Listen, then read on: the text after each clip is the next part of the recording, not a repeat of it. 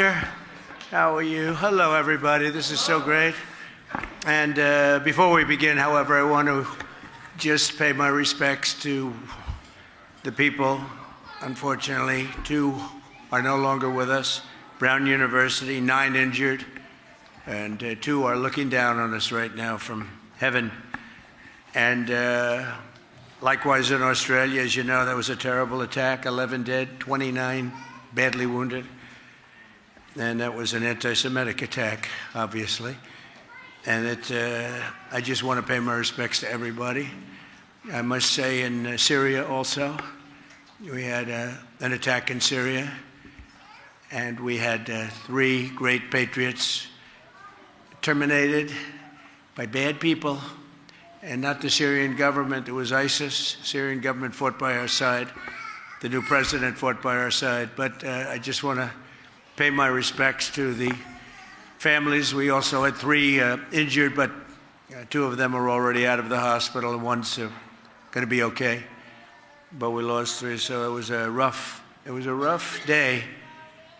But to Australia and the Prime Minister, to everybody that we know so well, we get along with so well, we have a great relationship. That's a terrible situation going on over there. Think of that. And Brown University, great school, great, really one of the greatest schools anywhere in the world. Things can happen. So to the 9 injured, get well fast, and to the families of those 2 that are no longer with us, I pay my deepest regards and respects from the United States of America. Thank you very much. It's a very important thing to say, and we mean it. I can tell you in Syria, there will be a lot of damage done to the people that did it. They got the individual person, but there'll be big damage done. And the other, supposedly, they call him a person of interest, so I'll keep it along those lines so we don't get ourselves in any trouble, but they have a person of interest at Brown.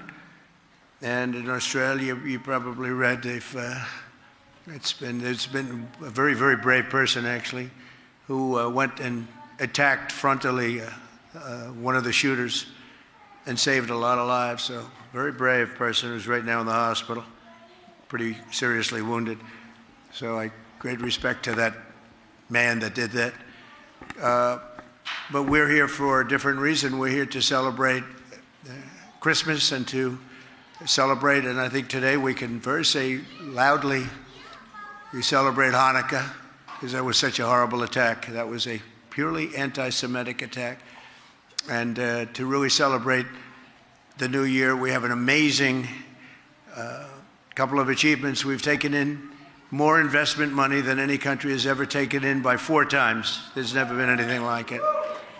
And I like to say that was because of the November 5th election, but and it was to an extent, because without the November 5th election, you would have had a president that didn't have the courage to use tariffs the way they should be used. And because of the tariffs, we've taken in more than think of this, $18 trillion. There's never been anything like it. As an example, the previous administration, Sleepy Joe Biden, took in less than $1 trillion in 4 years. We took in more than $18 trillion in 10 months. I'd say that's pretty good, right? I'd say that's pretty good. And if you go back into history, there's never been a country that's taken in more than $3 trillion, and we have over 18. That's, again, because they don't want to pay tariffs. So in order not to pay tariffs, they come in and they build their plant in the United States. It's pretty simple.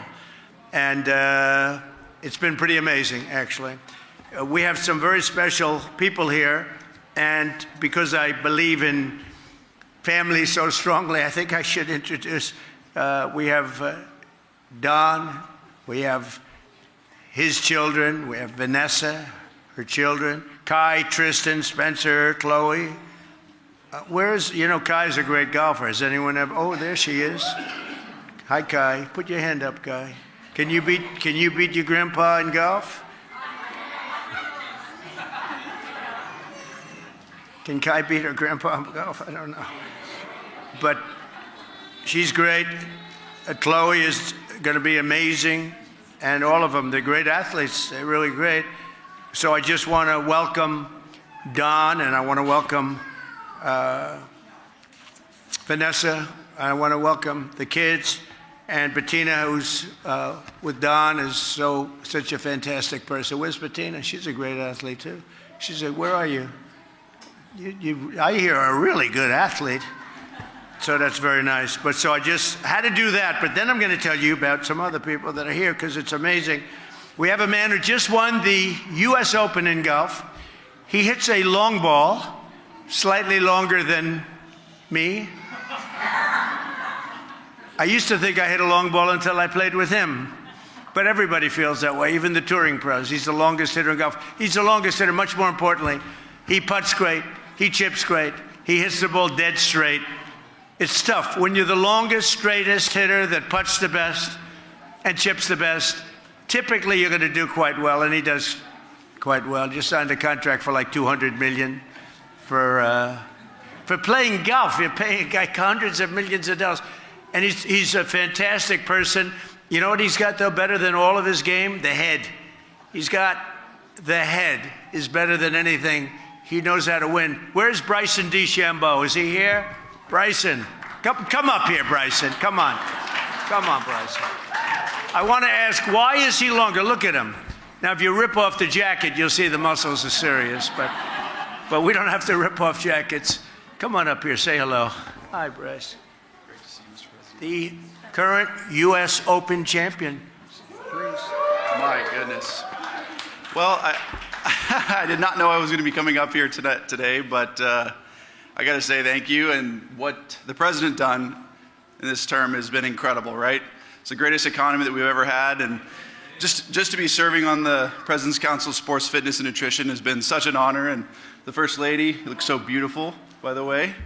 And I'll say, cheers to the greatest economy that we've had in a long, long time. And Merry Christmas to everybody. You kids look awesome down there.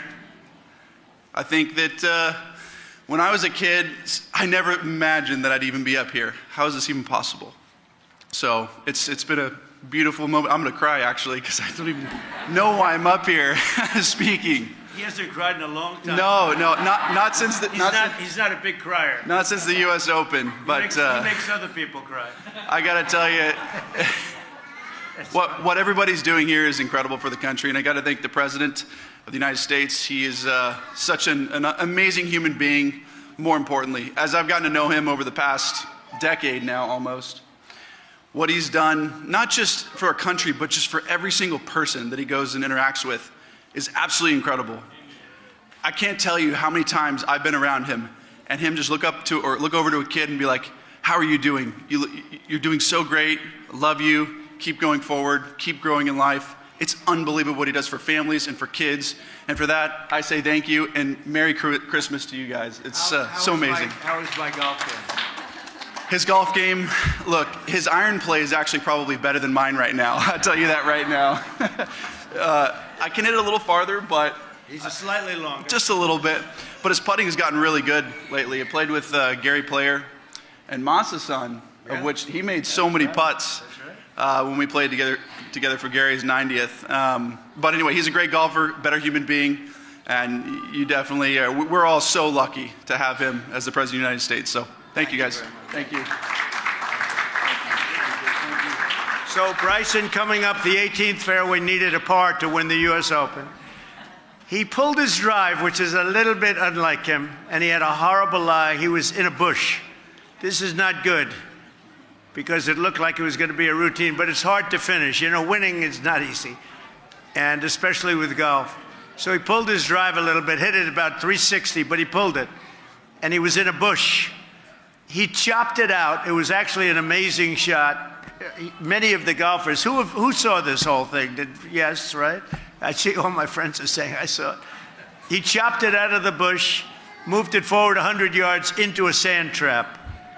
So now he's 60 yards away. If you know anything about golf, that's the worst shot you can have. In fact, the pros don't even practice it because there's no way to figure it out. So he has 60 yards. What was it? 54 yards to be exact, I think. 54, or like about that. 54 yards. That's the worst thing that can happen. Behind the green is the clubhouse. If you go there, you have a 2-stroke penalty. You lose the U.S. Open. In front of the green is the worst bushes you've ever seen. So he has to either put it on the green or he's dead. So his caddy, who was a great caddy, wanted him to play way left and take 2 long putts and get into a playoff. Bryson said, no, we got to go for the win. He takes like an open-face 9-iron or wedge, which normally you wouldn't use. It's a very hard shot. And he hits it 4 feet from the hole.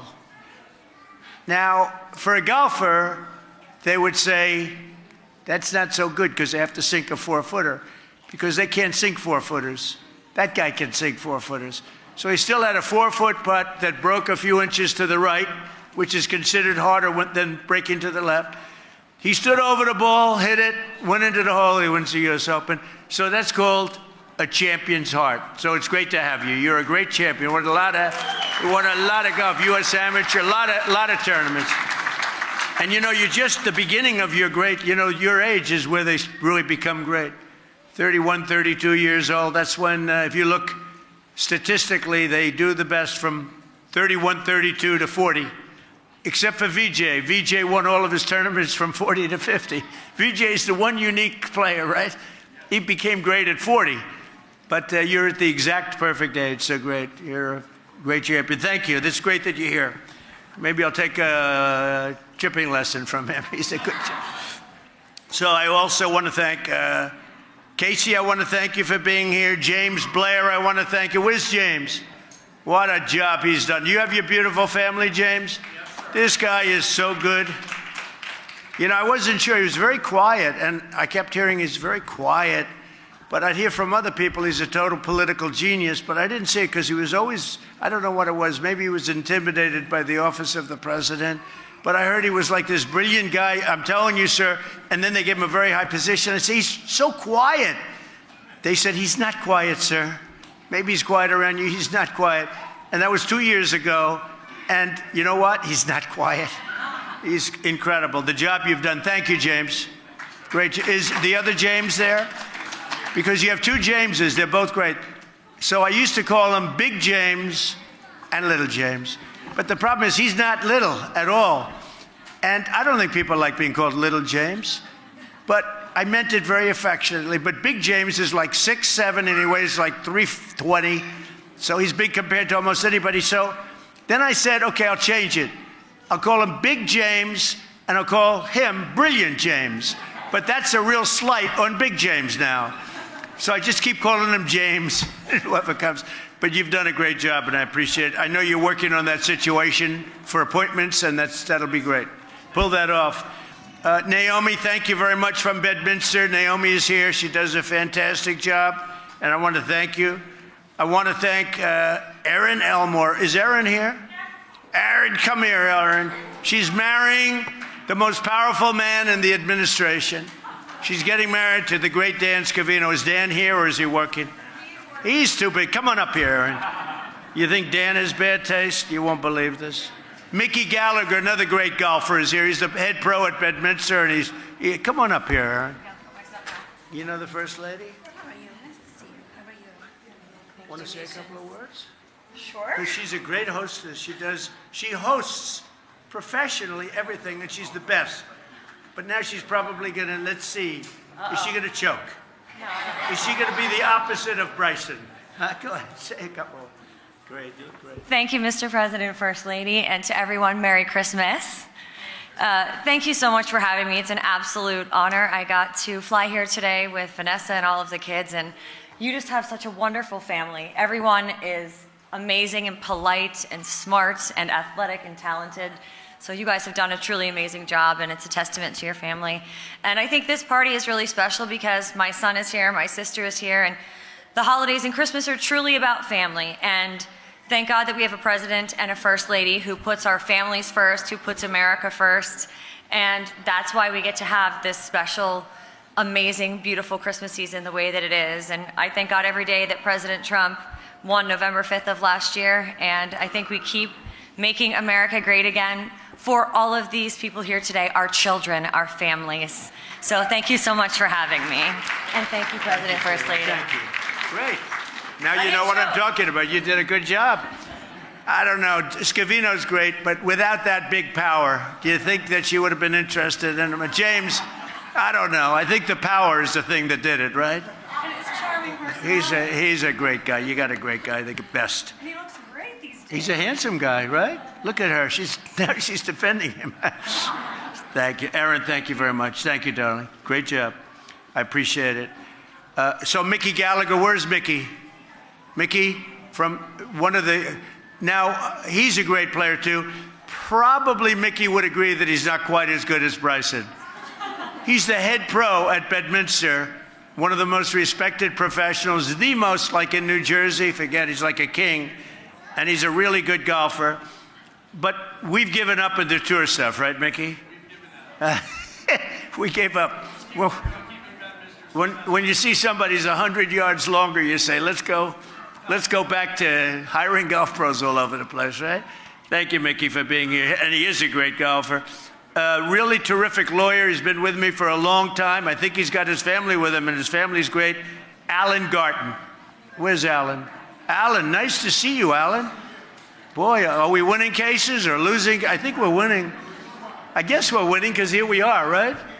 That's good. Well, you've done a great job, and look at that beautiful baby, huh? That boy, he's not a baby anymore, right? Good, good. Thank you, Alan. Is your wife here? Who we happened to meet on the job? He met on the job. You know, we're not supposed to do that stuff, but they got along very well. I said, the hell with it. We have very flexible rules in the Trump organization. I said, you know, those two seem to be too, she's a great lawyer. I don't know, she may be a better lawyer than you, Alan, I hate to say. But I noticed they came into my office and they were extraordinarily friendly, you know, like they'd walk in, two separate lawyers, and it's strange when they walk into my office and they're holding hands, you know, it's like, I said, what the hell's going on over here, right? So, Alan, I just want to thank you for doing a great job, both of you for doing a great job, and congratulations on the family and everything. A man who's really fantastic. He started off as a speechwriter, and my problem is I didn't stick to his speech that much, but whenever I stuck to his speech, I would never get myself into trouble.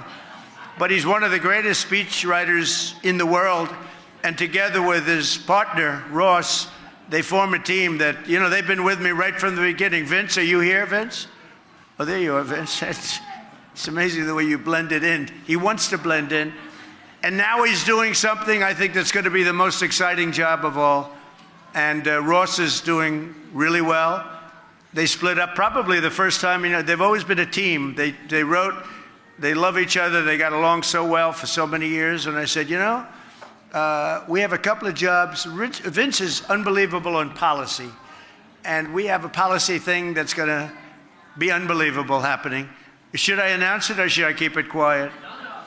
I put Vince in charge of the Triumphal Arch. We're building an arch like the Arc de Triomphe. And we're building it by the Arlington Bridge, the Arlington Cemetery, opposite the Lincoln Memorial. You could say Jefferson, Washington, everything, because they're all right there. And it's something that is so special. It will be like the one in Paris, but to be honest with you, it blows it away in every way. And Vince came in one day and his eyes were teeming. I mean, he couldn't believe how beautiful it was. He saw it and he wanted to do that. That's your primary thing. There is nothing that can compete with that. It's the only city in the world that's of great importance that doesn't have a triumphal arch. You know what that is? And this one is going to blow them all away. The one that people know mostly is the Arc de Triomphe in Paris, France. And we're going to top it by, I think, a lot. The only thing they have is history. You know, 1860 is something, I always say, the one thing you can't compete with, but eventually we'll have that history too. But we're going to have something that the likes of which has never been done before. And it's been waiting for 200 years, literally. I think the Civil War got in the way of it.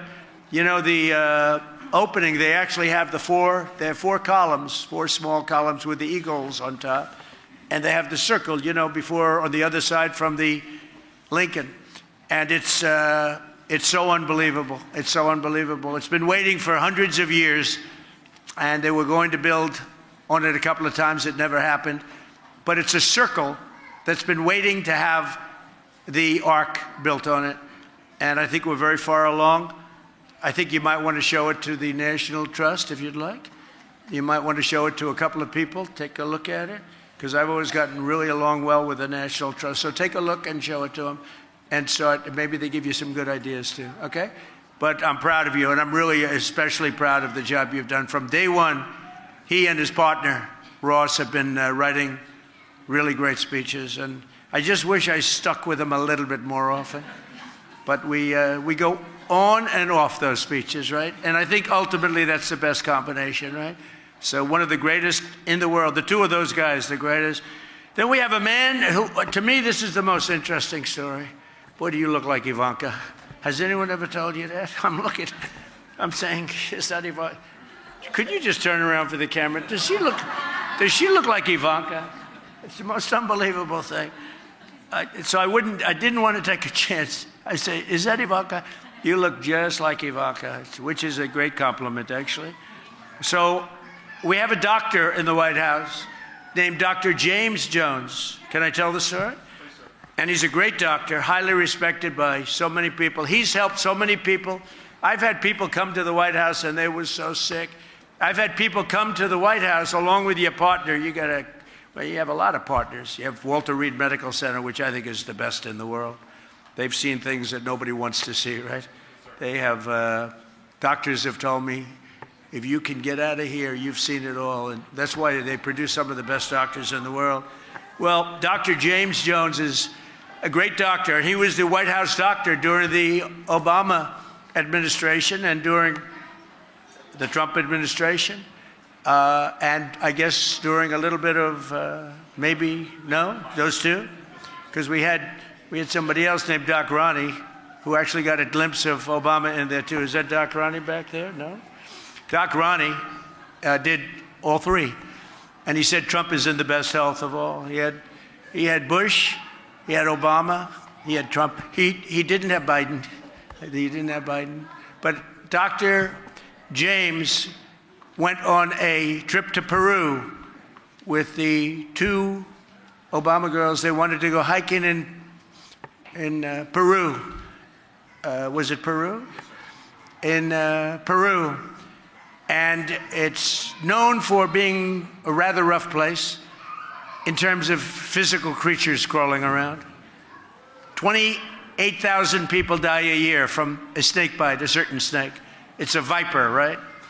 It's said to be the most poisonous snake in the world. And he made a comment, and somebody else told him, that's very dangerous in that area to go hiking. And the guide said, oh, don't worry, we never see that snake. It's over-exaggerated, even though 28,000 people a year die. That's not over-exaggerated. Because when they lift the rice and the this and the that out of the water, they get hit. And if you get hit, it's automatic death. So he goes out and he's, in your last day, right? You're getting ready to come back. For 2 weeks, they're traipsing around in Peru. And he's got to follow them because he's the White House doctor. And he's with the two young ladies who I'll bet are nice. You actually said they were very nice young ladies, too. I'll bet they are. And final day, final 2 hours, he gets hit by a viper, right? This is a terrible Christmas story, but it's a hell of a story because I'll tell you what happened. He gets hit with a viper, and the viper missed him. It hit his jacket, a very thick jacket, and spread all of the venom all over the place. It went all over. But that wasn't good enough for the viper. The viper hit him a second time, and this time it got him on the arm. And so I think probably the only reason you made it, even though making it took him 2 years to make it, but they read him the last rites. He was gone on 3 different occasions. They thought he was dead. And, it takes only a minute. And because of Doc Ronnie Jackson, he knew, they called in, and he was at the White House, and he knew from the description and the location what kind of a snake it was. And they had the venom just in case. But the venom rarely works. It's so powerful, this snake. It's said to be the most poisonous. That the black mamba, the brown mamba, and the viper from Peru. You do not want to play games, okay? And I'm telling this story because my son Don, this is a hell of a, did you hear this story, Don? And so he's being read his rights and they thought he was dead 3 times, 3 different times. They carried him out, feeding him the antivenom, and over a period of months, he was unconscious for a long time, many weeks, and he made it. I asked him, how you doing today? He said, is it perfect? Look how quiet everybody is. You know, it's funny when you talk about snakes and things like that, that people find it interesting. Would anybody like to go to Peru and walk around the forest with it? He says, no, thank you. No, thank you. I'll say no, thank you. But this was a real... Did they ever find the snake, by the way? They did, sir. Oh, they did find it? What did they do? They took care of it. You know, normally the environmentalists and the animal rights people would say, oh, leave it alone. It's such a wonderful... Okay, usually they say, leave it alone. It's such a wonderful... Leave the sharks alone. Don't touch the sharks. They're wonderful. I love the sharks, right? I don't feel that way, but that's okay. Just lost about 1 vote, that's all. But, so he got better. And here's the story, the purpose of the story is that he wrote a book 9 years ago, would you say? This was 9 years ago? 3 years. The book is 3 years old. And it was okay, it sold about 2 copies. But it had a hell of a cover. And it has a cover of the White House and this vicious snake. And it is vicious. Teeth like this, those fangs. These are not fangs you want, sucking on your arm, right? As you had. By the way, what did you do? When that snake was on your arm, you tried to get it off your arm, I guess, naturally. What was happening? I rolled off, sir, so I don't remember it. You mean it hit you that hard that it knocked you out immediately? It's unbelievable. So he wrote a book 3 years ago. And the book was fine. It's like every other book. It didn't sell too much, but it was interesting. But I heard the story, and I'm fascinated by stories of wildlife because I have a theory. Wildlife always wins. That's what my theory is. We can play games, I'm saying this for my son, by the way, because I have a son who would rather be in the jungle than any place on earth. When I kick the bucket someday, he'll be, I figure, Bettina, I think he'll be here for about 2 days. He'll go and pay his respects, and we'll say, where's Don? He'd rather be in some jungle or and he's a really good hunter. But remember this, wildlife always wins, unfortunately, is in this case. So what happened, Dr. Jones wrote a book, and the book was amazing. I said, I want to get that book. I got it. And the cover is unbelievable. You'll see it on Truth Social. It's on Truth Social. I put out a statement that this book is great, the story is incredible. It took him like 2 years to recover. And I think he said he's lost something, but not up here. I don't care if you've lost something physically, but as long as the head is good. Did you lose anything from the brain? No, sir. Good, okay, then that's all I care about. I don't give a damn about the use of your arm. My wife might tell a difference.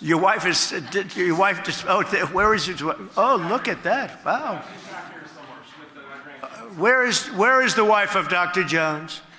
I just want to know, did he lose anything mentally? Because if he did, I no longer want him as my doctor. Then, no, he's an unbelievable doctor. No, here's the bottom line. So you had this book. He gets a call 2 days ago. I put out a Truth Social yesterday. I've sold a lot of bestsellers when I like people. I put it out, great book, picture of this viper coming like boom from the White House. And his publisher calls him, said, doctor, what happened? What's going on? He said, we're big into, did they sell 100,000? What's the number? 100,000, sir. They sold 100,000 books. It's the #1 bestseller. Can you believe it? Did you know? It's the #1 best-selling book. Can you believe that? So now you're a best-selling author. Now he can quit the White House. But anyway, he's a great doctor with that was a terrible experience. I mean, you went through hell for years, right? And the power is incredible of animals. You know, power is incredible. You got hit, and we take a lot of respect. The chances of living from that stake are substantially less than 1%, and that's only if you have the venom. Even if you have the venom, you don't live. And this guy's living. But I have a feeling that first blow missing, I assume there was a lot less going in, right? So, but it just, he said the good Lord saved him. I can maybe say that too. Every once in a while I get that throbbing feeling. I say, thank you very much. You know, so we're in maybe a similar position. But you're a great doctor, and I appreciate it. I just think it's an incredible story. Go buy his book. But it's an incredible story. 100,000 books sold in a day and a half. That's incredible, right? It's an amazing story. I want to just explain a couple of things, and then I'm going to just leave by saying have a great Christmas. But our country is doing really well. We inherited a mess from Biden and the Biden administration. We had the worst inflation in the history of our country. The worst inflation in the history of our country. Prices were the highest they ever were. And what we're doing is bringing them down. We now have inflation is totally neutralized. We may get it a little bit lower. You don't want to get it you don't want deflation. Deflation is in many ways worse than inflation. But we have a record setting. We have more people on Friday. We had more people working on Friday than at any time in the history of our country. Think of that. Wages have gone up by more than inflation. First time that's happened in many years. We are doing great, and prices are coming down. And the Democrats use this word called affordability. They look at the camera and they say, what are you going to do for the affordability? They keep saying affordability. Well, they're the ones that cause the problem, okay? They're the ones that cause the problem. That's all they're doing. They're good at cheating in elections, very good at cheating. They're professionals at cheating because we won in 2016 by a lot. The election was rigged in 2020. We have all the ammunition, all the stuff, and you'll see it come out. It's coming out in truckloads. But then we won again in 2024 with an election that we call too big to rig. And we were leading big in the polls, but I said, go out and vote. You got to go out and vote. Make it too big to rig. And that's exactly, they tried to rig it, but they couldn't do it. It was too big to rig, too many votes. And we won every swing state. We won by millions of votes. We won the popular vote. We won the college, electoral college. We won something else by a lot. We won something else that was amazing, and that's called districts. So the country is divided up into thousands of districts. We won 2,750 to 525. That's why when you look at a map of the election, the entire map is red other than two little blue stripes along the outer edge. One is California, one's New York. And California's election, New York also, but California more than any other place is so rigged. It's such a rigged election. You know, we won the Hispanic vote. So a lot of people say Republican wouldn't win California, but I won the Hispanic vote. I won in Miami. Think of that. In Miami, I won the Hispanic vote. Along the Texas border, I won every single city or town touching the Texas border, and they're 85 to 90% Hispanic. We won the Hispanic vote. If the vote in California was legitimate, which it's not, they have 38 million ballots. Everything is mail-in voting. They mail out 38 million ballots, and they come in. Where the hell do they go, and where do they come from? It's a rigged election in California because we would win California by a lot. And again, they feel they have the advantage with Hispanic. They don't, because I won Hispanic vote. So we did something that was amazing. We made a comeback, and we got the most Republican votes in the history of elections. We won Texas by more votes than anybody's ever gotten to this. Well, I did number 1, number 2, and 3. All 3 I did in Texas and Alabama and many other states. We won. In many states, we have the all-time record for votes. And it was just a great election. This was a great election. And you had long since recovered from the viper bite, so you acknowledge that this was a great, because I said, I want that guy as my doctor. And it's true. And your partner is so great. He's such a great guy.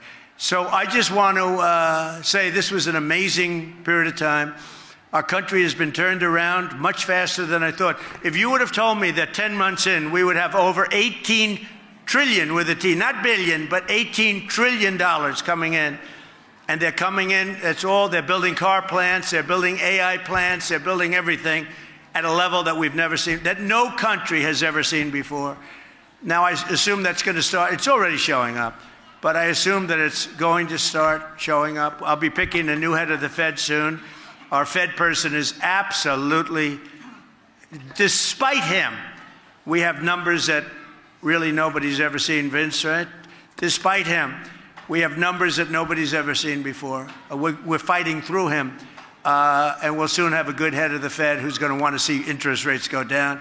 But we're fighting through higher interest rates, but the interest rates are coming down despite him. He's an incompetent person who suffers from Trump derangement syndrome, okay? It's one of those little problems. We have many of them. But we're fighting through that stuff, and we have a country that potentially is geared to have the most incredible golden years ever. We're going to have, it's the golden age. I say it's the golden age of America. When these factories and plants open up by the thousands, Toyota just announced they're going to spend $10 billion building plants to make Toyotas. So they're coming from Germany, they're coming from Japan, they're coming from Canada. Many factories are coming in because they don't want to pay tariffs. Very simple. They're coming in and they're spending they're spending hundreds of billions of dollars. Our car industry lost 58% of their capacity over the years.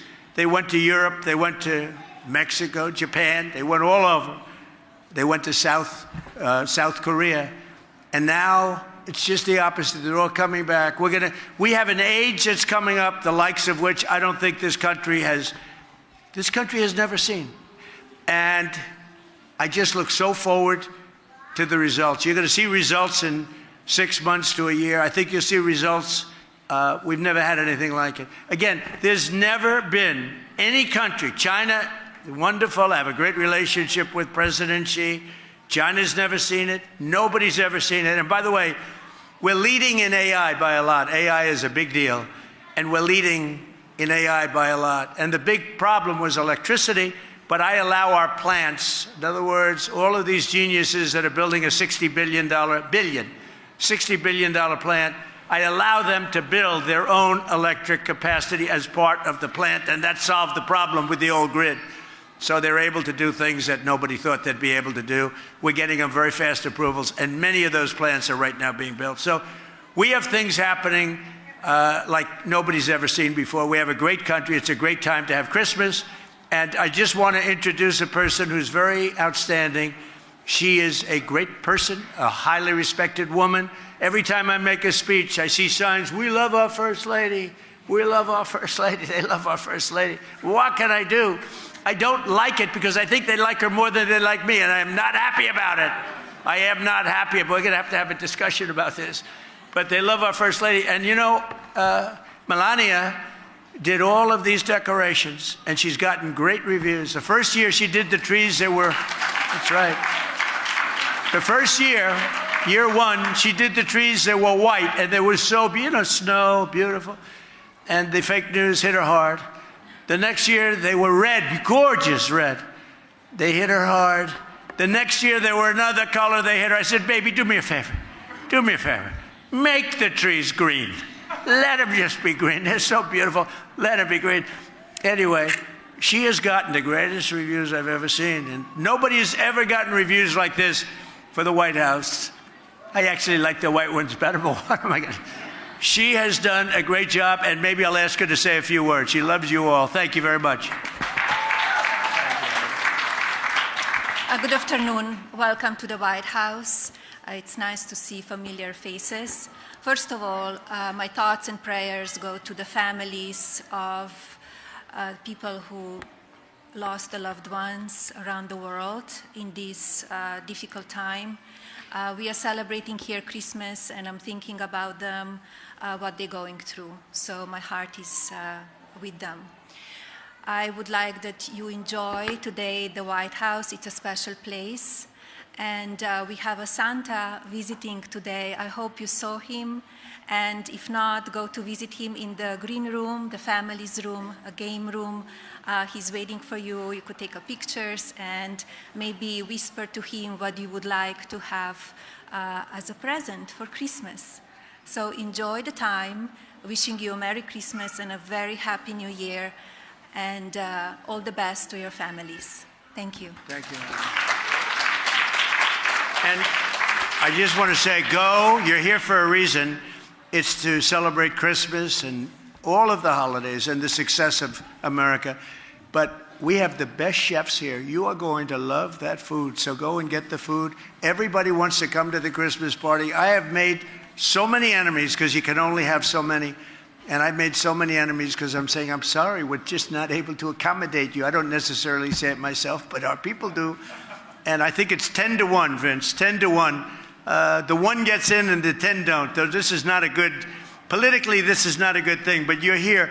The food is phenomenal. Go eat. Merry Christmas, Happy Hanukkah, and really have a fantastic year. We're going to have a great year. Thank you very much, everybody. Thank you.